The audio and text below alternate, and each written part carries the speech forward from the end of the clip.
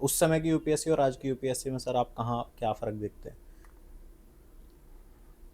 अब इसमें तो ये है कि हमें तो बहुत टफ लगता था, और आजकल उस टाइम मेरे ख्याल रिसोर्सेज की कमी थी लोगों के पास। रिसोर्सेज, ये जो अभी चल रहा है ना, कोचिंग जी। सेंटर और पता नहीं, हमें तो कभी सुना नहीं। और मैं ये आपको एक यही बता रहा हूँ, right from childhood to my MSc, मैंने पूरी पढ़ाई 0 रुपए दे के, मतलब फुल स्कॉलरशिप में करी, क्योंकि उस स्कूल में मैं स्कॉलरशिप मिला मेरे को, कोई उसमें नहीं लगा। जैसे वो फिर कॉलेज में गया, वो भी मेरे को स्कॉलरशिप में रहा। और उसका ये रहा कि कोचिंग वगैरह हमने कभी करी नहीं जिंदगी में। तो एक खुद का एक माइंड होता है आपका। अब ये क्या होता है कि जो जो भी एक्चुअली में सिस्टम है, उस सिस्टम को ऐसा कर दिया है कि आपके जो कॉलेज है या स्कूल है उसमें तो पढ़ाएंगे नहीं। वो कहेंगे भाई ट्यूशन लगाओ बच्चे की, पहली क्लास से, प्रेप क्लास से।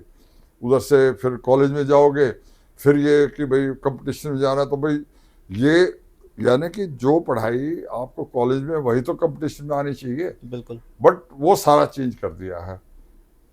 जो आपको कंपटीशन में क्वेश्चन आ रहे हैं, वो आपके पढ़ाई में नहीं आ रहे। ये सबसे बड़ा वो है, तो मतलब इसीलिए। बेसिकली जो हाँ, एजुकेशन सिस्टम है उसमें जो कोर्स ऑफ सिलेबस है हाँ, वो हालांकि रिलेट तो उन्हीं से करता है, लेकिन फिर भी उस लेवल की जो प्रिपरेशन है वो हमारे स्कूल कॉलेजेस में कहीं ना कहीं नहीं हो रही जो होनी चाहिए। हाँ, हाँ।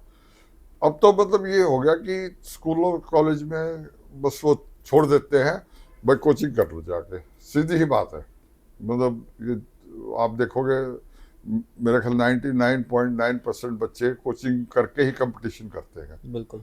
जबकि उस टाइम कोई ऐसा प्रोविजन नहीं था, और आपको अपनी पढ़ाई खुद करनी पड़ती थी। तो उससे मतलब सर बढ़ते कंपटीशन के कारण जो आज स्टडीज़ पैटर्न में जो बदलाव आया है, कहीं ना कहीं सभी लोग इस चीज़ को दोष देते हैं कि कंपटीशन बहुत ज़्यादा है, इसीलिए कॉम्पिटिटिव एग्ज़ाम्स में मतलब 10 लाख बच्चों ने भरा, उसमें से 1,000 सेलेक्ट हुए, ऐसे जो जो ये एनवायरनमेंट बन गया, क्या कहीं ना कहीं इसका भी रोल नहीं है कि एजुकेशन सिस्टम के अलावा कंपटीशन जो बढ़ रहा है, पॉपुलेशन और जो हर साल जो इस तरफ जाती है, क्या इस चीज़ का कोई रोल है, या आपको लगता है कि अभी भी कहीं ना कहीं एजुकेशन सिस्टम में थोड़ा सा सुधार करके इसको बदला जा सकता है?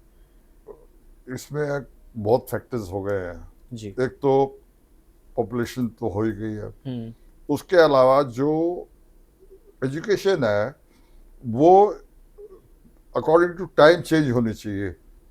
अब क्या है कि प्रैक्टिकल जो होता है, हम्म। जिसको वोकल, ये वोकेशनल ट्रेनिंग्स। वोकेशनल ट्रेनिंग्स हम्म। होते हैं, बच्चों को वो कराई जाए तो उसको एम्प्लॉयमेंट मिल सकती है। ओके। और उस अपनी फील्ड में बच्चा अगर टैलेंटेड होगा, हम्म। वो साइंटिस्ट बन सकता है, वो अफसर भी बन सकता, मतलब वो इतनी ब्रांचेस है हम्म। कि आप बच्चे को, अब ये जैसे कंप्यूटर आ गया, तो उस जी। टाइम तो कोई कंप्यूटर नहीं था, तो आप उसको सॉफ्टवेयर सिखा रहे हैं, बच्चे बाहर जा रहे हैं अमेरिका, आप सिखा तो यहाँ रहे हैं, वो ब्रेन ड्रेन होके अमेरिका में काम कर रहे हैं। तो ये एक तो यहाँ उसकी अपॉर्चुनिटी बच्चे को ये दो टू वर्क। अगर आपने पढ़ा भी दिया, कंप्यूटर सिखा दिया उसको, आईआईटीज में बच्चे पढ़ रहे हैं, तो क्या है, मोस्टली आईआईटी में करेंगे, और वो वहाँ तनख्वाह ज़्यादा मिल रही है अमेरिका में डॉलर्स में, वहाँ चले जाते हैं। तो सर इस चीज़ में हमारे जो एजुकेशन, जिस तरीके से भी हमारे बच्चे जो क्रीम जो बच्चे बोलते हैं, क्रीम जो है हमारी जो एजुकेशन सेक्टर में जितने भी क्रीम बच्चे हैं वो सब जो पलायन कर रहे हैं, तो एक बेटर रोज़गार के लिए तो देख वो जाएगा ही। तो इस चीज़ में हमारे जो उद्योग है और जो जनरल सोसाइटी है वो किस तरीके से कंट्रीब्यूट कर सकती है कि हमारे बच्चों को यहीं पर ही रोज़गार मिले? इस चीज़ को कैसे देखते हैं कि हमारे बच्चे जो यहाँ पर अच्छी एजुकेशन ले रहे हैं, स्किल्ड भी है और उनके पास एक टैलेंट भी है, वो आगे चलकर हमारे देश में क्या फ्यूचर में कंट्रीब्यूट कर सकते हैं?